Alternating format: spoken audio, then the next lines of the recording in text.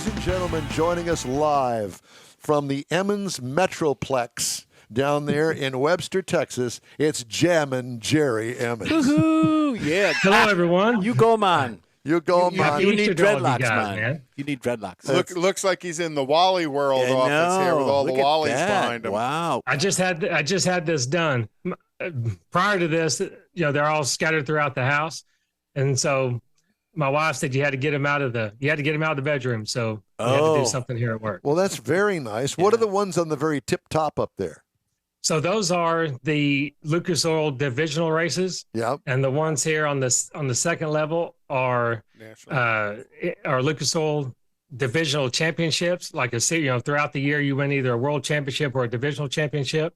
So these are divisional championships, and these are some of the national events that we've won, like at Houston, Dallas, Vegas, Pomona, that kind of thing.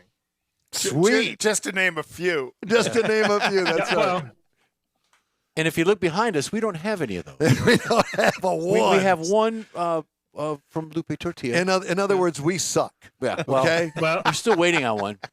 the last interview we had, I promised you guys we were going to get you the next Wally that we win. So the next national event that we attend, that will be trying to achieve collectively between my brothers and I, it will be our 50th national event win. So we want to commemorate that. That's why I promised you that. I want to give you the 50th national event win. Woo-hoo. So that's what we're going to try I'm to going achieve. to clean a spot off for it right now. Well, I follow you guys on social media, and you have introduced a new 69 Camaro. Is that correct? Oh, and do I have a story for that? Absolutely. Well, we want to hear it. Let's go. So this car was built several years ago by the California car cover people, Jim DeFrank. His son drove it for many years. Jimmy DeFrank won a lot of national events with it, won a lot of divisional championships with it. So he recently sold it to a mutual friend of ours. He didn't have it very long, maybe 12 months. And then we decided that we needed another 69 Camaro. So we decided to purchase it. And the funny story is that our first race that we went to, so my older brother, Harvey, which otherwise known as Speedy, he was taking it to the local, out to Baytown, just to kind of get used to the characteristics of the car. And we loved it, had no problem. So we brought it home, got it wrapped just before our first race in Belrose, Louisiana. And unbeknownst to us, so in NHRA, if you run 9.99 or quicker, you have to have a window net, and you have to have a full, roll cage, right? Which that car does have. Well, it had the window net bracket, but not the actual net. And we didn't realize it until we were getting the car wrapped a few days before the event. So as we're loading the car, we said, oh my goodness, we're missing the net. And the weather was pretty good. We thought we could go in the nines, not trying to, but we need to be careful. So you're going to love this story. This is good. So we end up going to the event. We call the guy we bought the car from and say, hey, we realized that the window net is not in the car. Can you overnight that to us? So this was on a Thursday. He overnighted it. But I guess wherever it went to, the hub of FedEx, it was snowed in over there. So they never could get it to us. So it arrived on a Monday of the event. Well, on Sunday of the event, my older brother, Speedy, was running. And I think it was the second or third round. He had a competition by only because his opponent had some family business he had to attend to. So at this time we were going, he was shutting off every run because he was able to, and he was going like 10:03, 10:04 at 100. Well, if he would have held it to the floor, it would have been 130, 132 miles per hour.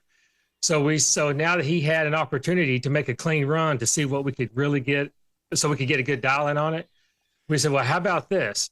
So that car is one of the little tricks. It's actually a pretty good setup. I know in the past you guys have heard me talk about we have to be very strategic in what we do during our qualifying runs, and we add weight. Sometimes we add oil to the motor. The more quarts of oil you add to the engine, the slower it will go. So what we do, let me show you this. So we have on our big block 69 Camaros, we have a 780 poly carburetor. Yep. Okay. So I don't know if you can see this. I'll try to put it up to the camera. To see this little rod right here? Yes. Right. Uh-huh. So that control, this is a vacuum secondary 780. So what the carburetor has, it has about 4 holes drilled in this rod right here. So what we do, we put a cotter pin in it, and if you go about halfway up in that rod, the cotter pin will slow it down probably 12 to 15 hundredths of a second. It's pretty consistent. Now, the only drawback is that it doesn't leave really high with the wheels in the air, but we can loosen the front end up with the shocks and make it work pretty good. Okay, so getting back to that run. So we thought, okay, how about this? We need a good run.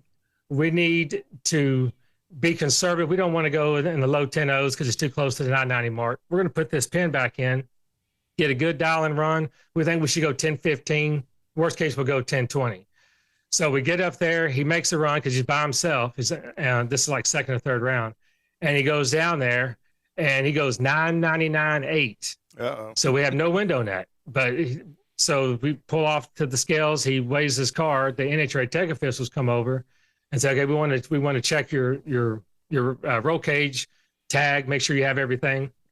And so they look for the window net. Well, obviously, we don't have it. So on a single run, he gets disqualified because we have no net. Now, so you're asking me, well, how did you go 999.8 when you had the pin in the carburetor? Well, that was my responsibility. I forgot to put the pin in the secondary. Oh, So that fell on me. So as karma would have it, I have to run. Our good friend, the Stan Holt. Well, he has a really good driver, a 5-time world champion, driving one of his Chevy 2s. And I'm driving a car in super stock that I have not driven in probably, it's been 10 years at least. It's a 69 Camaro convertible. So it's the same combination as I have in my stock eliminator car, which is a 396, 375 aluminum head engine. So I'm running one of Stan's cars, and we go down to the finish line. And, our game in stock and super stock is a dial in race, correct? You have to guess what you're going to run with the dial in. You go under, you lose unless the other guy, has the less infraction. So we both are really close on the tree on the reaction time. We're going down through the racetrack, and I can tell that I cannot get to the finish line first without going under, because I know what I can run. I know I can go under that. So I have to apply the brakes at some point. Well, the gentleman that Stan Holt has driving his car is doing a really good job. He rolls up right beside me, and he's pacing me. And so we're coming up to the finish line. So we both, obviously he could go under what he thought he could run. So we both jam on the brakes. Well, the problem he did a really great job. His car sat down and backed up, but I win because it was a double breakout. I went under by my estimated dial in by 1/1000th of a second. He was under by 11,000ths of a second. So double breakout, the one with the less infraction wins. So I win. But when I did, the front end kind of scooted around a little bit. No big deal. So I pull off to the scales, and well, hang on, I need to back up. So the run before, I was warned for excessive braking.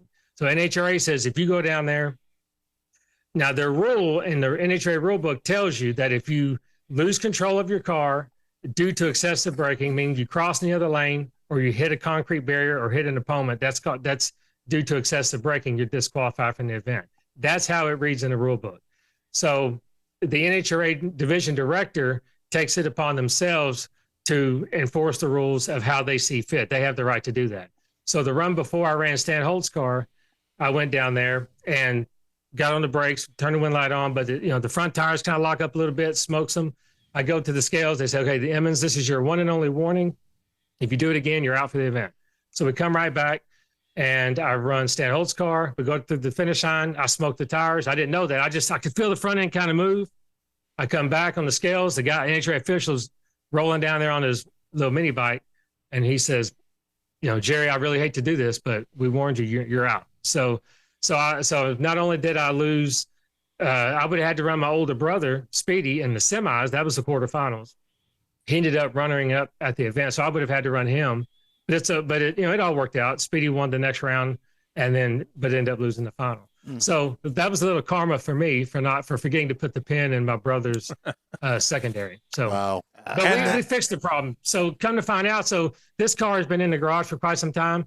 So on all of our other cars, we have a brake proportioning valve. So what that does, you tie it in for our style of cars. You tie it into the front brake line, and it has a valve that you twist, and you can regulate how much pressure is applied to the front brakes. So all I did, I installed it, and then you just turn it to, you have to make some practice runs.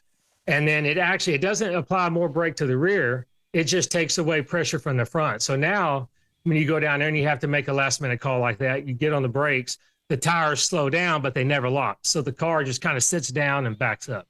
So it's like an ABS. Yeah. Yeah, exactly. Kind of like a manual Absolutely. ABS. Yeah, pretty much the yeah. same thing. You said Stan's got a 5-time champion. Is that Sheila? Yes. No. So that was Kevin. Yeah, that was Kevin Helms. He lives in Florida. Really good driver. He works on some of the factory stock teams. He's a good tuner, and he's a really good driver. So they had a good guy in the car. Great. But that's okay because Sheila brought over a bunch of lupe tortilla and margaritas. So we were able to console that. To kill the pain. Yeah. Yeah, exactly. No Yes, doubt exactly. about it. Okay, so well, what do you think about Baytown closing down? Now they're tearing it Heart down. broke. Yeah, it breaks my heart. We grew up there, and back then you could race on a Wednesday night, a Friday night, and a Saturday, and I was 15 years old when I started racing there. So it's really heartbreaking for all of us, and it really hit when I saw the pictures on Facebook when they were tearing down the tower. Oh yeah. My brothers and I have all been very blessed to be able to win several national events there, several divisional races. I actually met my wife at that facility. Oh, wow. And I met her there. I won my first national event there and won my first divisional race there. So for me, it had an extra little bookmark in it for being special. So when I saw the photos on Facebook of tearing down the tower, it definitely hit. I think that what we need to work on is having the Emmons Motorplex. Yeah. And so you and Stan and Hulquist, all you guys can get together, pool your money, and we just build us our own setup. What do you think? I think Dale Hulquist and Stan Hull can handle that on their own.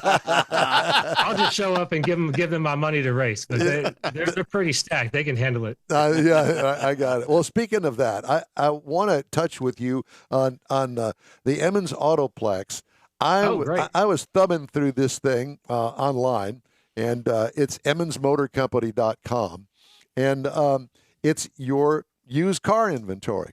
I was actually blown away. Of course, it doesn't take much for me, but I will say that there are some cars that you have on there that totally, I'm going, are you kidding me?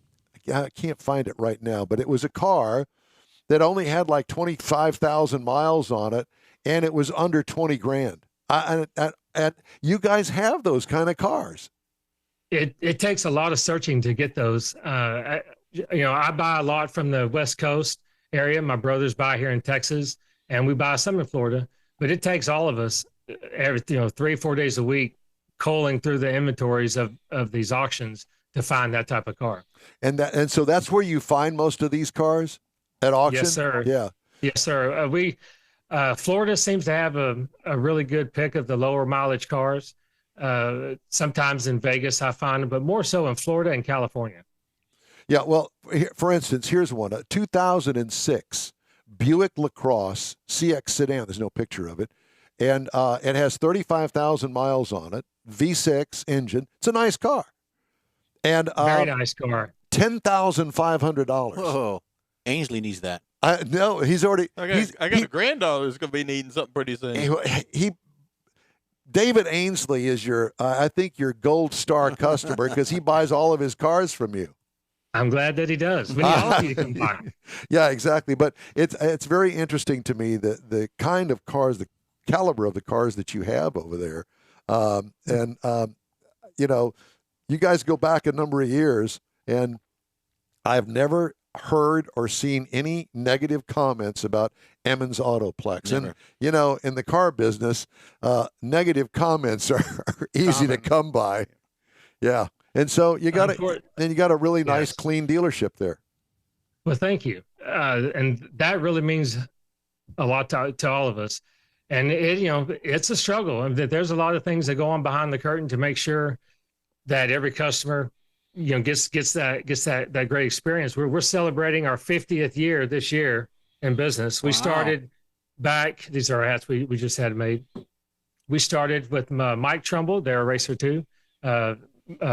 Mike Trumbull Sr. is no longer with us, but his son is still around. They race heavily into NHRA drag racing. So we started, or my dad and his dad started the business called T&E Used Cars back in 1972. That was Trumbull and Emmons. And that went on till we were probably about out of high school. And then we just kind of separated. And then just kind of, we just kind of built from there.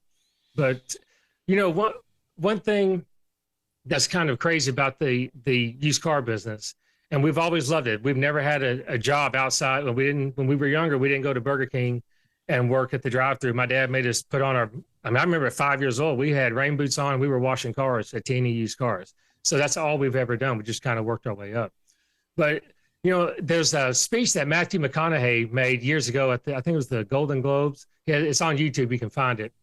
But he talks about how there are 3 things that he needs in his life to be successful. He talks about you have to have something to look up to, something to look forward to, and then someone to chase.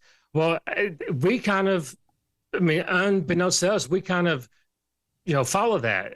Obviously our faith, we really try to do the right thing. As far as something to look forward to, well, we look forward every day. And this is not just some sales pitch I'm trying to give, but it means a lot to us if someone leaves and they're not happy. And there have been times when there has been a review come up that could have been solved, a negative review that could have been solved if the customer just would have asked to speak to someone. And so we always try to make it right. Look, it's never too late to do the right thing. And that's really what we think.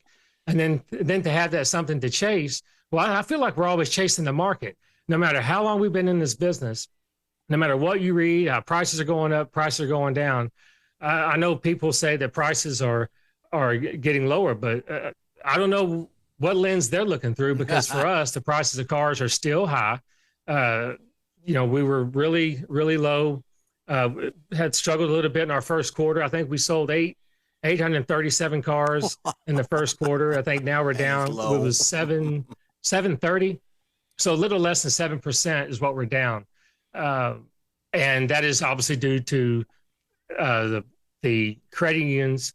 The credit unions are being real aggressive in their financing. So we're not making the back end on some cars that we could make back end on. And I think that because the interest rates are a little bit higher, that has definitely cut down some of the sales. Our inventory is still what it was. I checked it this morning before I came on.